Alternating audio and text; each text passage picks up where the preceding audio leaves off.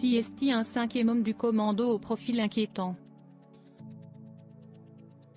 Le cas serait intervenu dans le massacre de Leslie et Kevin, pour faire disparaître les corps et les preuves. Qui est-il? Ce drame a profondément choqué les Français, et un cinquième homme s'apprête à être entendu ce mercredi 19 juillet par le juge d'instruction.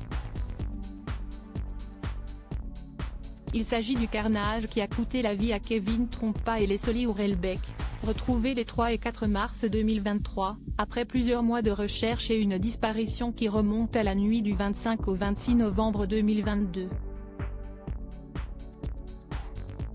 Cet homme CST, le cas, désigné par Tom Trouillet, un proche de Nathan Badji, lui aussi mis en examen pour assassinat aux côtés de Michael Zadi et Denzo Challa.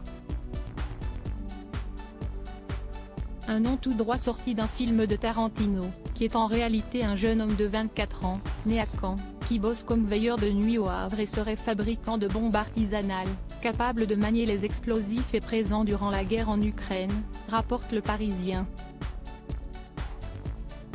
Les forces de l'ordre finissent par mettre la main sur le cas, alias Stéphane Mathieu, évoqué par Tom Trouillet lors de sa garde à vue. Un jeune homme intelligent, né à Caen en janvier 1999. Interpellé le 12 avril dans un hôtel du Havre, où il travaille comme veilleur de nuit, il a été entendu pendant 2 jours. Prouvant qu'il sait slalomer entre les questions, masquer ses émotions et trafiquer son CV. Son séjour en Ukraine?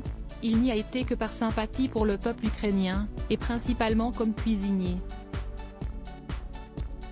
Quid de son implication dans l'affaire Leslie et Kevin? Le cas admet avoir effectué le voyage mais seulement, pour soutenir moralement son ami Nathan Badji, qu'il connaît depuis 3 ans et qui était très marqué par l'accident grave qui venait de rendre son père paraplégique. Le week-end, les 2 amis l'auraient passé à écouter de la musique en voiture, buvant du whisky et de l'absinthe. Ils auraient ensuite rejoint Tom Trouillet à une teuf techno, où le cas décrit ce dernier comme défoncé avec quelque chose qui l'empêche d'articuler mais je ne saurais vous dire quoi. Son récit coordonne avec le bornage de son téléphone, témoignant de son habileté. Les enquêteurs le soupçonnent de ne pas dire toute la vérité, mais de ne pas mentir totalement non plus. Le dimanche en début de matinée, le duo Badji-Leca se serait alors selon nos confrères du journal Le Parisien rendu dans un bric-au-marché situé à mi-chemin entre Niort et La Rochelle pour acheter 2 sacs de chaux vives, une pelle et de la morte au rat. Les enquêteurs ont ainsi bien du mal à ne pas relier cette liste de courses à la volonté de faire disparaître les corps de Leslie et Kevin, ainsi qu'empoisonner le chien de Leslie, Onyx. Recel de cadavres, télégrammes et départ à l'étranger puis, les allers-retours des hommes impliqués dans ce massacre correspondent au moment d'enterrer les dépouilles, sur le terrain situé sur la commune de Magny, Deux-Sèvres, dans le Marais poitevin. Après avoir évité les questions des gendarmes, pendant 2 jours, Stéphane Mathieu a été mis en examen pour enlèvement et séquestration, recel de cadavres et modification de l'état des lieux d'un crime. Le cas a finalement reconnu son implication dans des faits de recel de cadavres et modification d'une scène de crime, devant le juge.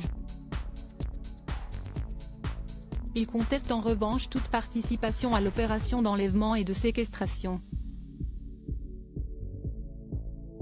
Après ce massacre qui a uni les 4 hommes, le cas aurait maintenu le contact notamment avec Michael Zadi, via la messagerie cryptée Telegram, lui proposant même des solutions de repli, comme un départ à l'étranger en dehors de la communauté européenne, dans un pays sans extradition.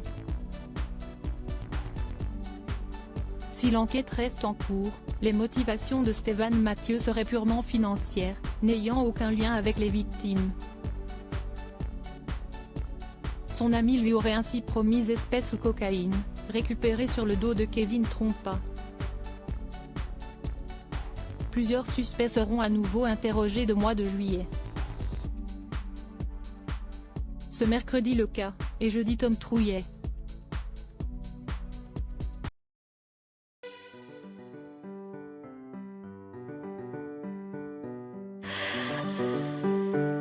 The